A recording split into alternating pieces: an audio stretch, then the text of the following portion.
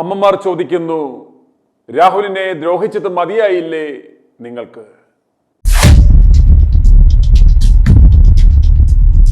രാഹുലിനെ വ്യക്തിഹത്യ നടത്തി അപമാനിച്ചത് പോരാഞ്ഞ് അദ്ദേഹത്തിന്റെ തിരികെ എടുത്ത യൂത്ത് കോൺഗ്രസ് അധ്യക്ഷത പദവിയിൽ പുതിയ ആളെ തിടുക്കപ്പെട്ട് അവരോധിക്കുവാനുള്ള ആ ശ്രമം കണ്ട് തിരുവനന്തപുരം പോത്തങ്കോട് നിന്ന് ശ്യാമള എന്ന വീട്ടമ്മ പ്രതികരിച്ചത് കേൾക്കുക. ഞാൻ തിരുവനന്തപുരത്ത് പോത്തങ്കോട്ട് ഉള്ള സ്ഥലത്ത് നിന്നാണ് വിളിക്കുന്നത്. എൻ്റെ പേര് ശ്യാമള. സാറേ, ഇത് എന്തോന്ന് സാറേ കാണിക്കുന്നത്? എങ്ങനെങ്കിലും 38 ദിവസം വീട്ടിനകത്തിരുന്ന ഒരു പയ്യനെ 99% സാറിന്റെ കഴിവും 1% ജനങ്ങളെല്ലാം പ്രതികരിച്ച് ആ പയ്യനെ പാലക്കാട്ട് എത്തിച്ചു.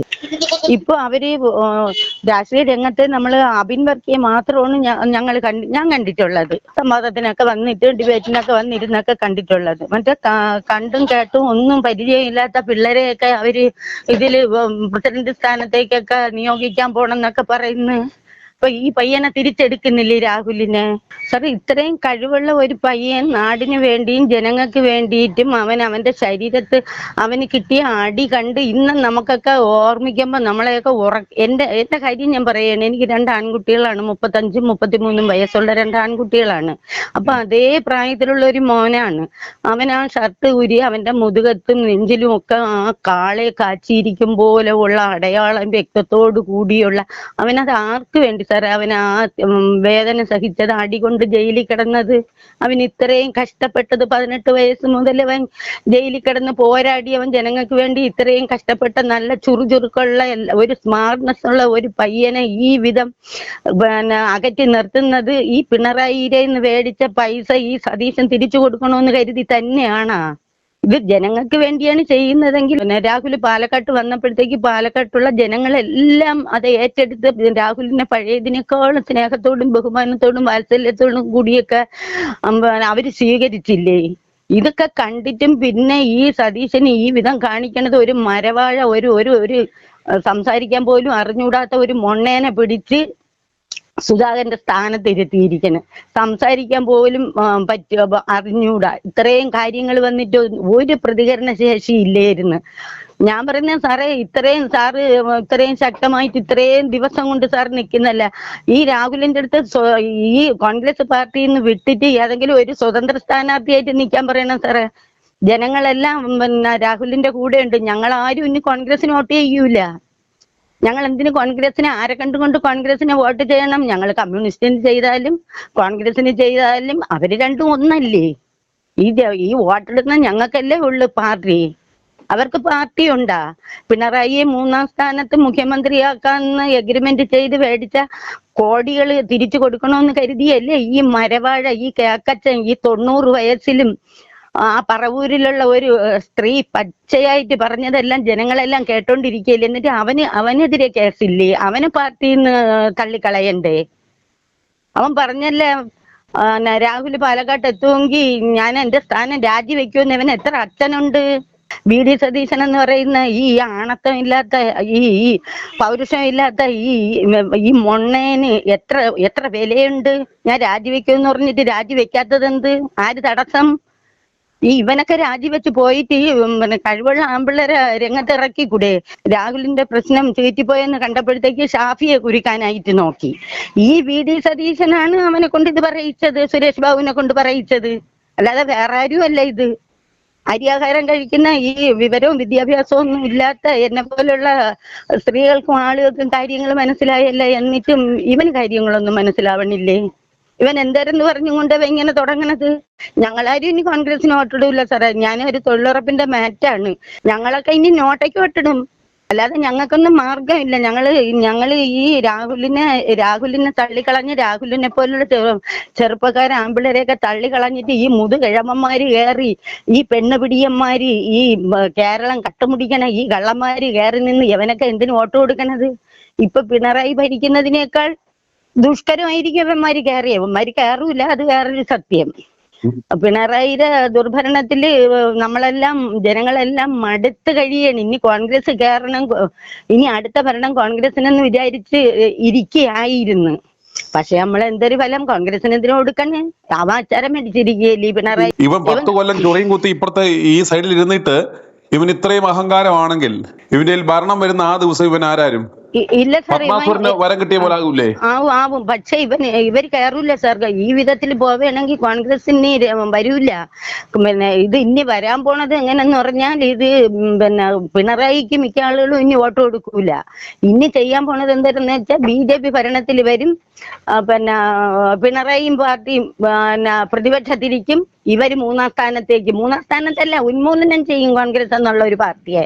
ഇത് പണ്ടത്തെ പോലെ ഒന്നും അല്ല സാറേ. ഇപ്പം വീട്ടിലിരിക്കുന്ന സ്ത്രീകൾക്കും എല്ലാ കാര്യങ്ങളും അറിയാം. കാര്യം നമ്മുടെ കയ്യിലൊക്കെ ഇരിക്കുന്നത് സ്മാർട്ട് ഫോണാണ്. അപ്പോൾ നമ്മൾ അപ്പോഴപ്പോഴുള്ള കാര്യങ്ങൾ ഞങ്ങൾ അപ്പോഴപ്പോഴില്ല ചുട്ടെടുക്കുന്ന അപ്പം പോലെ ഞങ്ങൾ വിവരങ്ങൾ കണ്ടും കേട്ടും ഇരിക്കുന്നതാണ്. അപ്പം നമുക്കും ഒക്കെ വിവരം വെച്ച് തുടങ്ങി. ലോകകാര്യത്തെ കുറിച്ച് നമുക്കും അറിവ് ഉണ്ടായി. അപ്പൊ പിന്നെ നമ്മളൊക്കെ ഇനി വോട്ട് ചെയ്യൂലേ സാറേ? യവൻ വിചാരിക്കുന്ന കാര്യങ്ങളൊന്നും നടക്കൂല. ഇവൻ ഇത് ഇത്രയും കേട്ടിട്ട് ഒരു പ്രതിപക്ഷ നേതാവാണ്. സാധാരണ നമുക്കൊക്കെ എത്ര ധൈര്യം വരുമോ യവനെന്നും ഈ മൊണ്ണയെന്നും വാഴയെന്നും ഒക്കെ വിളിക്കാൻ.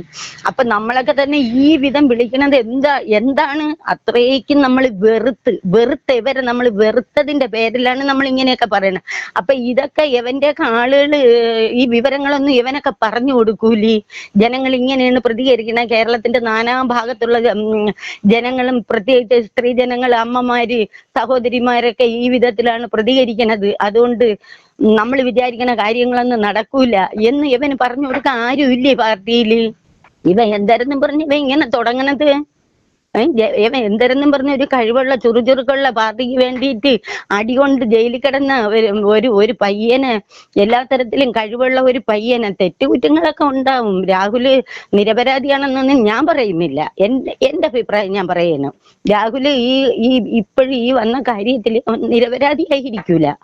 പക്ഷെ അത് സ്വാഭാവികം, അത് സാധാരണ ഉണ്ടാവുന്നില്ലേ? 30-35 വയസ്സ് പ്രായമുള്ള ഒരു ആൺകുട്ടികളെ മുമ്പ് പെൺപിള്ളേർ വന്ന് നിന്ന് അർദ്ധവസ്ത്രം ഒക്കെ ധരിച്ചും കൊണ്ട് വന്ന് നിന്നൊക്കെ അവരെടുത്ത് കൊഞ്ചയും കുഴയും ഒക്കെ ചെയ്യുമ്പോഴത്തേക്ക് സ്വാഭാവികമല്ലേ? അവർക്ക് തെറ്റ് പറ്റൂല. അപ്പൊ രണ്ടുപേരും കൂടി ഒരുപോലെ ചെയ്ത തെറ്റ് വർഷങ്ങൾ കഴിഞ്ഞ് 3-3.5 വർഷങ്ങൾക്ക് ശേഷം ഒരു MLA ആയി തുടർന്നതിന് ശേഷം അടുത്ത ഇലക്ഷൻ വരെയാണ്. അപ്പൊ വീണ്ടും നിന്നാലും ജയിച്ചൊരു മന്ത്രിയാവും എന്നുള്ള ആ സമയം വന്നപ്പോഴത്തേക്കാണ് 3.5 വർഷത്തിന് മുമ്പുള്ള കാര്യങ്ങൾ കുത്തിപ്പൊക്കിക്കൊണ്ട് വന്നത്. അങ്ങനെ കുത്തിപ്പൊക്കിക്കൊണ്ട് വരണമെങ്കിൽ ഈ രാഷ്ട്രീയത്തിൽ ആരുണ്ട് സാറേ? ഭരണപക്ഷത്തിൽ ആരുണ്ട് നല്ലവര്? ആരുണ്ട്? മുകേഷ് ഉണ്ടാ? പിന്നെ ശ്രീരാമകൃഷ്ണനുണ്ടാ? ഈ മുതുക്കിൽ അവനുണ്ടല്ല, പൂജ സന്യാസി കടകംപള്ളി സുരേന്ദ്രൻ. അവനെ കുറിച്ച് പിന്നെ ഫോൺ സന്ദേശം കേൾക്കണില്ലേ? ഒരു പെണ്ണിനോടെ വിളിച്ച് പറയണത് നീ വരുവോ, നീ എപ്പോഴും വരും, നീ എന്ത് വരാതിരുന്നത്, നിന്നെ ഞാൻ പ്രതീക്ഷിച്ചിരുന്നല്ലേ. അപ്പൊ പെണ്ണ് പറയണ് ഞാൻ വരാനായിട്ട് ഉടുത്തൊരുങ്ങി ഇരുന്നതാണ്, പക്ഷെ ഞാൻ മഴ പെയ്തതുകൊണ്ട് ഞാൻ ഒന്ന് കിടന്നപ്പോ ഞാനൊന്ന് ഉറങ്ങിപ്പോയി, നാളെ ഞാൻ വരാം, നീ വരുവോ? ഉറപ്പാണ്. റെയിൻകോട്ടൊന്നും ഇല്ലേ? അപ്പൊ ഇല്ല, ഒന്ന് മേടിക്കണം എന്ന് പെണ്ണ് പറയണ്. അപ്പൊ നീ നാളെ വരുവോ? വരും. നീ ഇത് മറ്റാരടുത്ത് നീ പറയില്ലല്ലേ?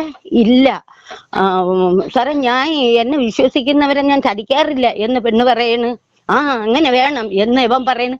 അപ്പൊ ഇവരെന്നും മാറ്റി നിർത്തണ്ടേ? ഇവരെന്നും മാറ്റി നിർത്തണ്ടേ? ഈ 35 വയസ്സായ ഈ ഒരു പയ്യന് മാത്രമാണ് അവൻ ചെയ്തത്, മാത്രമാണ് തെറ്റ്.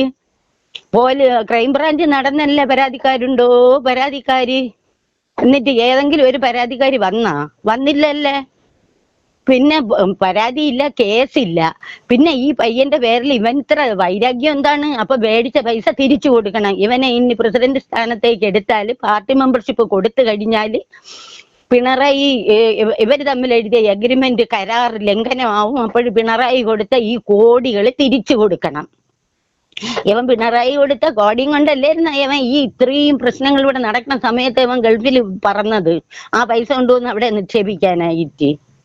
ഇതൊന്നും ജനങ്ങൾക്ക് അറിഞ്ഞൂടെന്നാ ഇവൻ വിചാരിച്ചിരിക്കണത്. ജനങ്ങൾക്ക് എല്ലാം അറിയാം. യവന്മാര് പറയൂലേ സാക്ഷര കേരളമാണെന്ന്. കേരളം സാക്ഷര കേരളമാണ്. ഇപ്പൊ എല്ലാവർക്കും എല്ലാ കാര്യങ്ങളും അറിയാം, എല്ലാത്തിനെ കുറിച്ചും അറിയാം. ഇത് അറിഞ്ഞൂടാത്തത് ഈ VD സതീശനും രമേശ് ചെന്നിത്തലയ്ക്കും വേണുഗോപാലിനുമാണ്. മറ്റേ ആ മരവാഴ സണ്ണി ജോസഫ്, അവരൊക്കെ ഇതറിയാൻ വയ്യാതുള്ളൂ. വേറെയുള്ള എല്ലാ ജനങ്ങൾക്കും അറിയാം. 10 വയസ്സായ ഒരു കുട്ടിയുടെ അടുത്ത് പോലും ചോദിച്ചാൽ പറയും രാഹുൽ മാമൻ പാവമാണെന്ന്.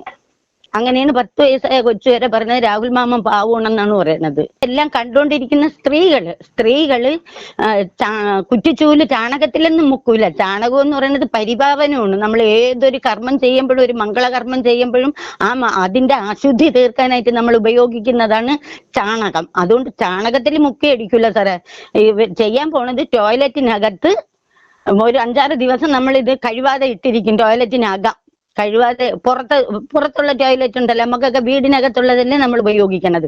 പുറത്ത് നമ്മളിങ്ങനെ ഇട്ടിരുന്നിട്ട് അതിൽ കുറ്റിച്ചൂല് മുക്കി വെച്ചിരുന്ന് കോൺഗ്രസ് പാർട്ടിക്ക് വേണ്ടി വോട്ട് ചോദിക്കാൻ വരുന്നത് ഏവനാണോ അവനെ അടിച്ചിട്ട് പറയും ഇത് നിന്നെ ഇപ്പൊ എനിക്ക് ചെയ്യാൻ പറ്റുള്ളൂ. ഇത് ആർക്കുള്ള അടിയാണെന്ന് അറിയാമോ? ഇത് VD സതീശനും പാർട്ടിക്കുള്ള അടിയാണ് എന്ന് പറയും. ഞാൻ ഉൾപ്പെടെയുള്ള സ്ത്രീകൾ ഞങ്ങൾ എല്ലാവരും ചട്ടം കെട്ടിയിരിക്കുകയാണ്. ഞങ്ങളിവിടെ അടൂർ പ്രകാശിന്റെ മണ്ഡലക്കാരാണ്. അപ്പൊ ഇനിയിപ്പൊ അടൂർ പ്രകാശ് അടൂർ പ്രകാശിന് ഒരു ചെറിയ അയവൊക്കെ ഉണ്ടില്ലേ സാറേ രാഹുൽ മാങ്കൂട്ടത്തിനോട്? ഇതെല്ലാം ഇവർക്ക് പ്രതികരിച്ചൂടെ സാറേ? ഞാൻ അതാണ് ചോദിക്കണത്. പിന്നെ എല്ലാരും പറയും ചാണ്ടി ഉമ്മനെ കുറിച്ച്, അഭിവർക്കിനെ കുറിച്ച്, പിന്നെ വേറെ 1-2 പയ്യന്മാരെ കുറിച്ച്. എനിക്ക് പെട്ടെന്ന് ആവുമ്പോഴത്തേക്ക് പേര് വരും. അതെന്താ സാറേ ഇവർക്കാർക്കും ശബ്ദിച്ചൂടെ? അപ്പൊ ഇവരൊക്കെ ശബ്ദിക്കാതെ ഇരിക്കുന്നത് എന്തിനെന്ന് പറഞ്ഞാൽ, നമ്മൾ ഇനി വല്ലതും പറഞ്ഞു കഴിഞ്ഞാൽ നമുക്കിനി വരാൻ പോണ ഇലക്ഷനിൽ നമുക്ക് സ്ഥാനമാനം തന്നില്ലെങ്കിലാ. അതുകൊണ്ട് നമ്മൾ അത് കണ്ടതുമില്ല കേട്ടതുമില്ല. നമ്മൾ ഇങ്ങനെ മിണ്ടാതെ നിൽക്കാം. അവനെ എടുത്ത് തള്ളിക്കളയുമ്പോൾ ചിലപ്പോൾ അവന്റെ സ്ഥാനം നമുക്ക് തരണമെങ്കിലാ എന്നുള്ളത് കരുതിയല്ലേ ഇവരൊക്കെ മിണ്ടാതിരിക്കണം. അല്ലെങ്കിൽ ഇവർക്കൊക്കെ പ്രതികരിച്ചൂടെ? ഞങ്ങളൊക്കെ പ്രതികരിക്കുമ്പോൾ ഇവർക്കൊക്കെ പ്രതികരിച്ചൂടെ? ഇപ്പൊ ഞങ്ങളെ പോലെ ഉള്ളവർ വോട്ട് കൊടുത്ത് ജയിപ്പിച്ച് കയറി നിൽക്കുന്ന ആൾക്കാരല്ലേ ഇവരൊക്കെ. അപ്പൊ ഇവരൊക്കെ നമ്മൾ പ്രതികരിക്കുമ്പോൾ ഇവരൊക്കെ പ്രതികരിക്കണ്ടേ? ഈ ലോകമെമ്പാടും കേരളത്തിലെ പാലക്കാട് ജില്ലയിലാണ് രാഹുൽ മാങ്കൂട്ടം നിന്ന് വിജയിച്ച് MLA ആയെങ്കിലും രാഹുലിന് വേണ്ടി സംസാരിക്കുന്നത് ലോകമെമ്പാടുമുള്ള ജനങ്ങളാണ് സാറിന്റെ ചാനലിലൂടെ അല്ലേ, ITIയിലൂടെ. അപ്പൊ ഈ ലോകത്തുള്ള എല്ലാ ആൾക്കാർക്കും കാര്യങ്ങൾ മനസ്സിലായി. അവരെല്ലാവരും പ്രതികരിക്കുന്നു. പക്ഷെ പാർട്ടിയിലുള്ള ഒരു മനുഷ്യര് സംസാരിക്കുന്നില്ല. അതെന്ത്? രാഹുലിനെ തിരിച്ചെടുക്കാത്ത പക്ഷം ഞങ്ങൾ ആരും കോൺഗ്രസിന് വോട്ട് ചെയ്യൂല. ഞങ്ങൾ നോട്ടയ്ക്ക് ചെയ്യും വോട്ട്. ഞങ്ങളെ വോട്ട് ഞങ്ങൾ നോട്ടയ്ക്ക് ചെയ്യും. കാര്യം ഇനി ഞങ്ങൾക്ക് ഒരു പാർട്ടിയും വിശ്വാസം. ഞങ്ങൾ അത് പാർട്ടിക്ക് വോട്ട് ചെയ്യണം. പിണറായിയെ കൊണ്ട് ഞങ്ങൾ പൊറുതിമുട്ടി ഞങ്ങൾ കഴിയുകയും അപ്പൊ പിന്നെ പിണറായി ഇനി കയറാനായിട്ട് ഞങ്ങൾ വോട്ട് ചെയ്യുമോ? പിന്നെ നമ്മൾ ആർക്ക് വോട്ട് ചെയ്യും? പിന്നെ നമുക്ക് ചെയ്യാവുന്നത് ഇതേ ഉള്ളൂ, നോട്ടയ്ക്ക് വോട്ട് ചെയ്യാം. i2i News, an eye for truth. i2i News subscribe ചെയ്തിട്ടില്ലാത്തവർ ഇപ്പോൾ തന്നെ സബ്സ്ക്രൈബ് ചെയ്യുക. നോട്ടിഫിക്കേഷൻ ലഭിക്കുവാൻ ബെൽ ബട്ടണും അമർത്തുക.